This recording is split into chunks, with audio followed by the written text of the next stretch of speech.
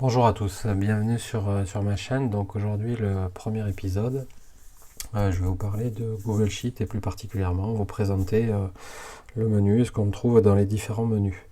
Donc l'idée c'est de petit à petit rentrer dans Google Sheet, se familiariser avec, tout en découvrant et en améliorant. Donc je vous laisse me faire vos commentaires au fur et à mesure. Voilà, parce que je pars du principe qu'on s'enrichira tous ensemble et pas simplement de notre côté. Voilà, j'ouvre un sheet et on reprend de suite. Donc nous voilà dans Sheet. Donc ce qu'on voit, c'est que par défaut, le fichier n'est pas nommé. Donc idéalement, on lui donne un nom. Et ce qu'on voit, c'est que par défaut, il se met dans le Drive, mais on a la possibilité de le bouger grâce à ce petit icône. Donc le menu se compose, enfin il est très similaire à un menu que l'on pourrait trouver dans Excel, avec un menu qui va d'abord comporter tout un tas d'informations ou de possibilités autour du fichier en lui-même. Donc le fait de pouvoir le partager, le fait de pouvoir en créer un nouveau, d'en ouvrir un, d'importer des fichiers ou des informations qui viendraient de votre drive, de pouvoir faire une copie de ce fichier, de pouvoir le downloader, donc le mettre faire une copie locale sur votre PC dans différents formats compatibles avec des éventuels, enfin des formats autres que le format G Suite.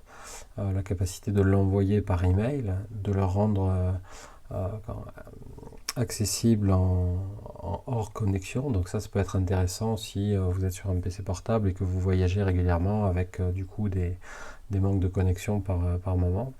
La capacité à générer une version, un nom de version, ce qui peut permettre de retrouver par la suite des étapes précédentes. Possibilité de le renommer, de le bouger également, de le mettre à la poubelle directement ici, de le publier dans différentes versions sur le web, de voir le détail, donc savoir à quel endroit il est enregistré, par qui il a été créé, quand est-ce qu'il a été modifié, etc. Donc quelques propriétés du fichier, de l'imprimer et d'éventuellement définir des informations générales, donc comme par exemple le fait que les currency, la monnaie, les détails, les formats, dates et autres sont basés sur le format français, que l'heure locale c'est le fuseau horaire, d'afficher dans une langue. Et donc là on voit que Google Sheet n'est pas superbement bien traduit, puisque la langue est censée être en français. Au niveau des calculs, c'est à quel moment on demande de recalculer toute la feuille, donc ça c'est intéressant. En général, c'est plutôt au moment où on fait un changement plutôt qu'à des périodes données, mais ça peut être intéressant de l'avoir.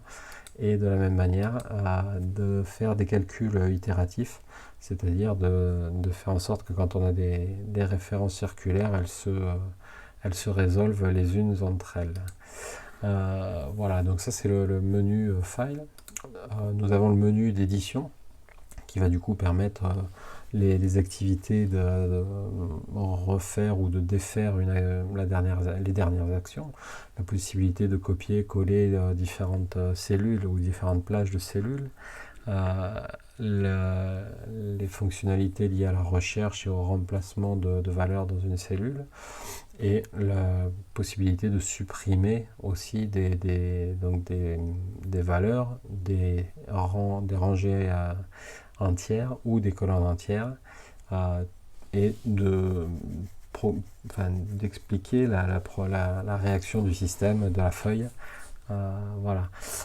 Également de nettoyer toutes les notes, donc ça c'est aussi quelque chose d'assez sympa, et de supprimer les cases à cocher. Au niveau de la vue, on peut voir qu'on a la capacité de figer les vues, donc d'organiser un peu les volets. Donc là, volontairement, je ne passe pas forcément, enfin je ne fais pas de démonstration. parce que je le ferai dans des vidéos dédiées, puisque j'ai envie de faire une série de vidéos avec un thème dédié à chaque fois, pour que ça serve de petit tuto rapide et que ce soit efficace et pédagogique.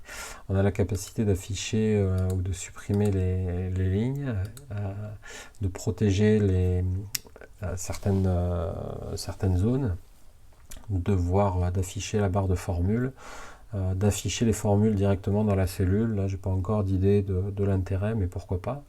De gérer les zooms et de passer en mode plein écran ou pas. Le menu d'insertion va nous permettre d'insérer forcément des rangées, des colonnes, des cellules, mais également tout ce qui va être l'habillage de la feuille en elle-même, donc des graphiques, des images, des dessins, un formulaire forme, d'insérer des fonctions, d'insérer des liens, les checkbox, donc qui sont des zones booléennes vrai-faux, d'insérer des commentaires qui vont permettre d'interagir avec d'autres personnes, ou d'insérer des notes qui vont être un complément à chaque cellule, et forcément d'insérer une nouvelle feuille. Le formatage qui va nous permettre de gérer le thème, donc là c'est assez récent, et donc c'est assez intéressant puisque ça peut permettre de gérer les couleurs, la thématique de couleurs, et donc de faire quelque chose d'harmonieux. On a également donc le formatage de tout ce qui concerne les zones numériques ou texte, le formatage de la police en elle-même, donc passage gras, italique, etc. Le fait d'aligner à gauche ou au centre de la cellule, donc en hauteur et en horizontal.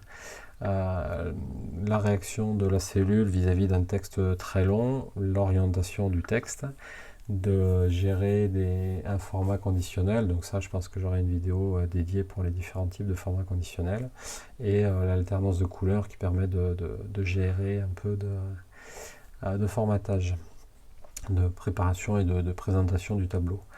Au niveau du menu data, c'est tout ce qui va concerner la data, donc on va y retrouver la possibilité de créer des filtres, de créer des filtres de vue, le slicer qui est une nouvelle fonctionnalité, de créer des listes de validation de tables, de gérer les tableaux croisés dynamiques, de gérer les noms de plages de cellules, ce qui permet de rendre plus efficace aussi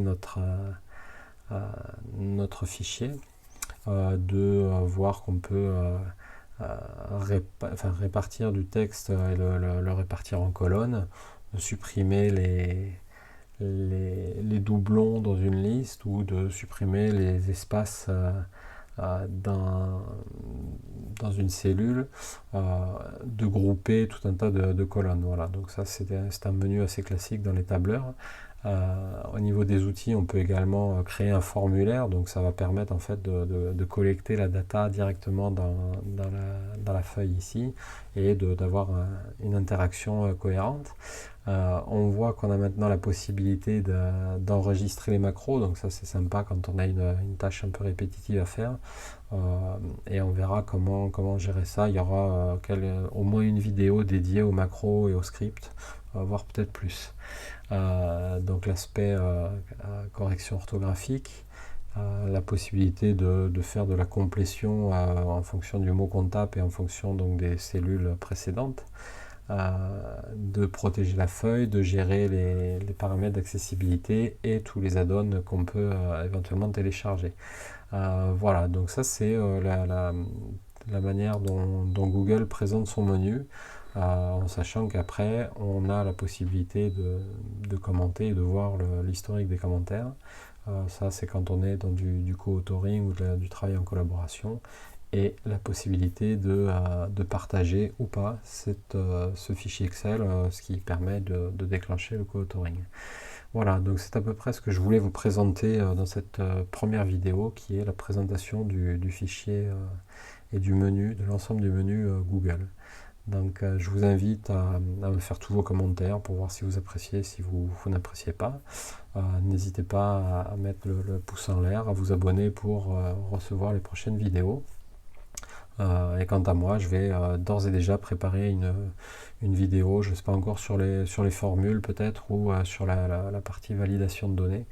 Ce qui est, donc on va essayer d'aller du plus simple vers plus élaboré au fur et à mesure des vidéos. Voilà, merci beaucoup et à très bientôt.